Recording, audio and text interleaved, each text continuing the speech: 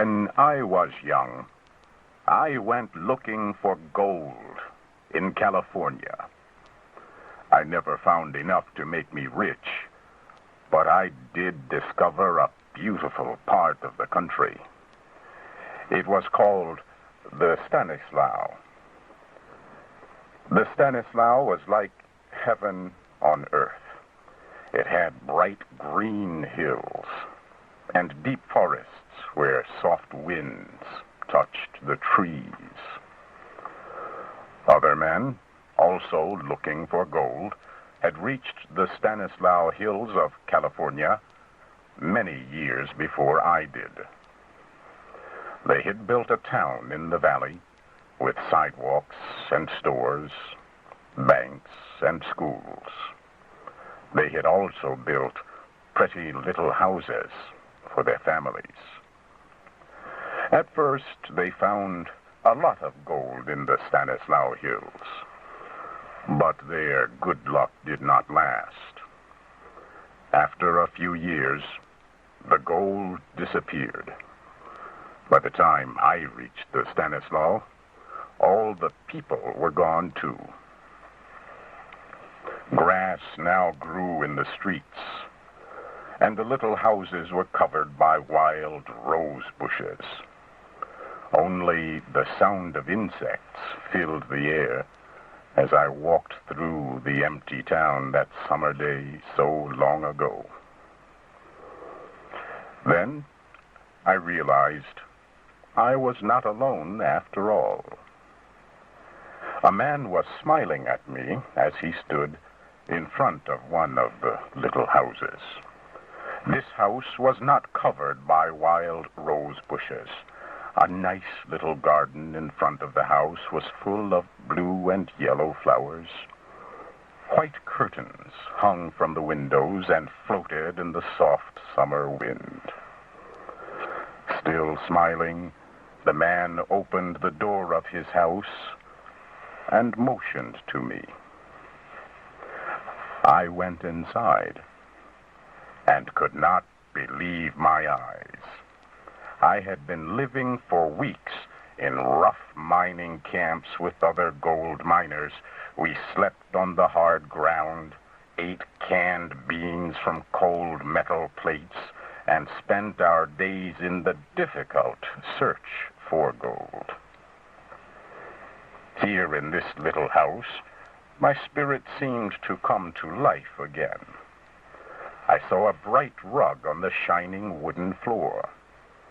Pictures hung all around the room, and on little tables there were seashells, books, and china vases full of flowers.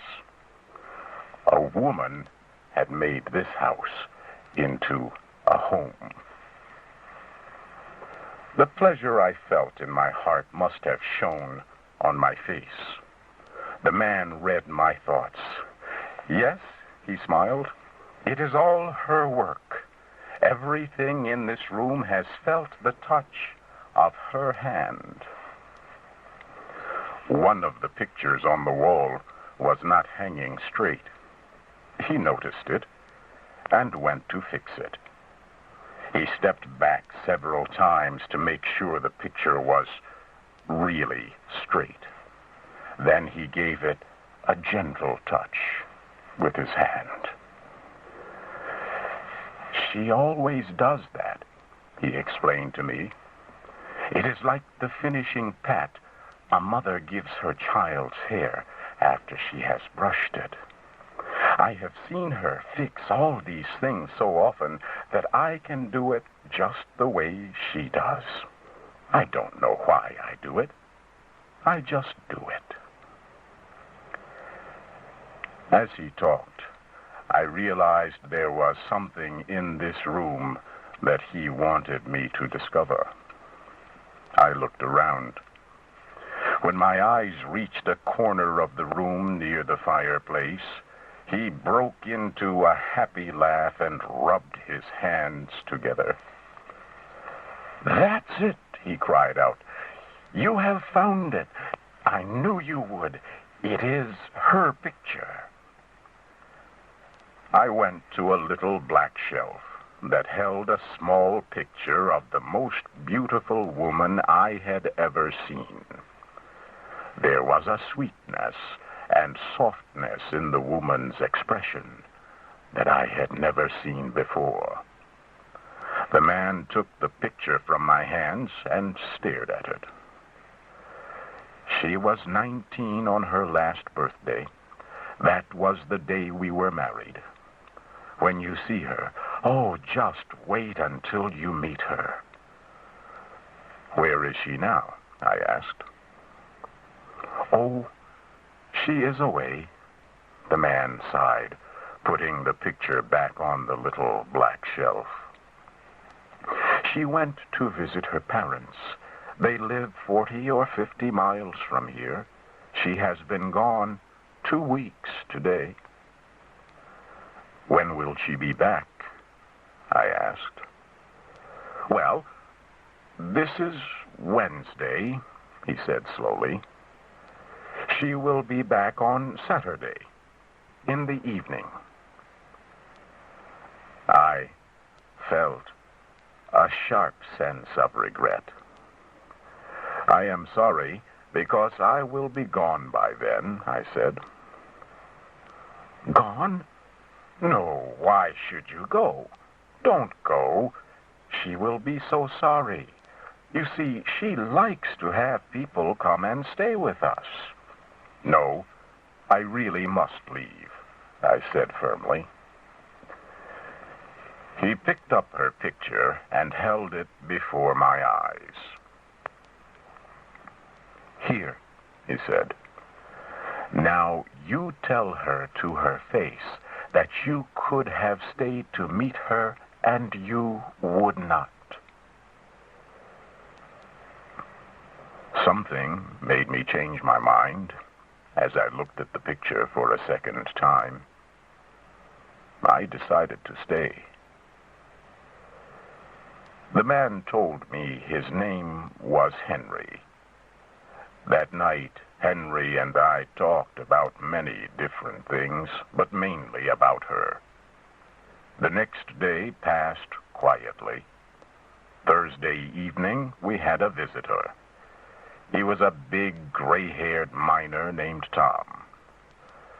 I just came for a few minutes to ask when she's coming home, he explained. Is there any news? Oh, yes, the man replied. I got a letter. Would you like to hear it? He took a yellowed letter out of his shirt pocket and read it to us. It was full of loving messages to him and to other people, their close friends and neighbors.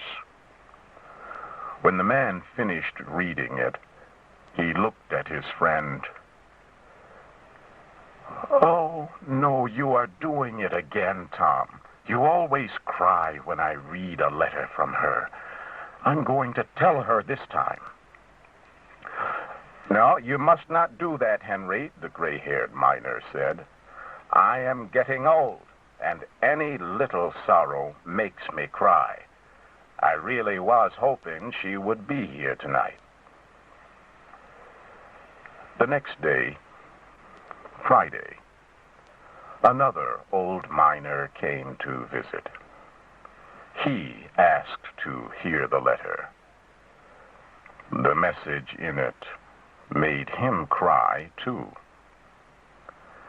We all miss her so much, he said. Saturday finally came. I found I was looking at my watch very often. Henry noticed this. You don't think something has happened to her, do you? He asked me. I smiled and said that I was sure she was just fine. But he did not seem satisfied. I was glad to see his two friends, Tom and Joe, coming down the road as the sun began to set. The old miners were carrying guitars. They also brought flowers and a bottle of whiskey. They put the flowers in vases and began to play some fast and lively songs on their guitars. Henry's friends kept giving him glasses of whiskey, which they made him drink.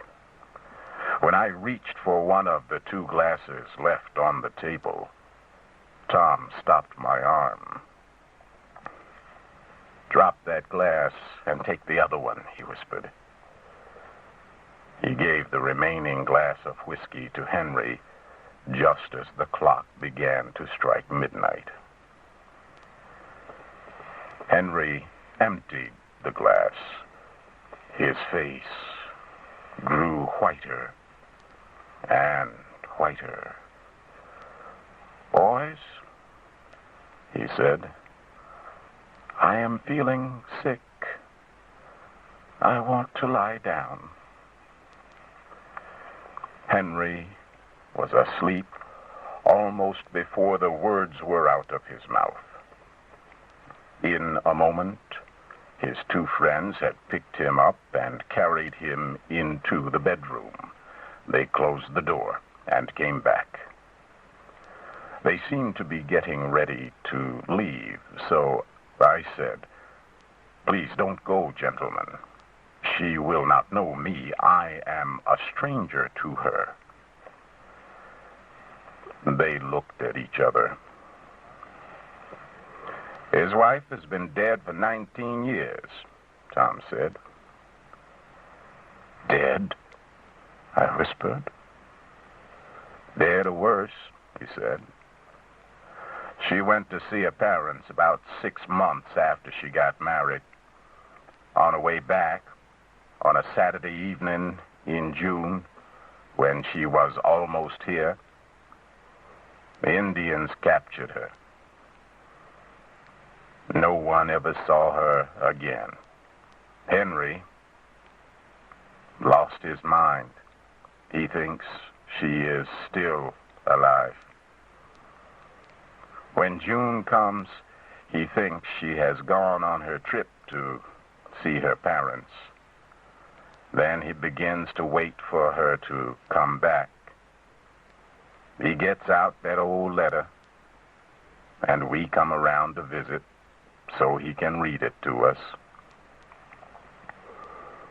On the Saturday night she is supposed to come home. We come here to be with him. We put a sleeping drug in his drink so he will sleep through the night. Then he is all right for another year." Joe picked up his hat and his guitar. "We have done this every June for 19 years, he said. "The first year there were 27 of us. Now just the 2 of us are left." He opened the door of the pretty little house, and the 2 old men disappeared into the darkness of the Stanislaus.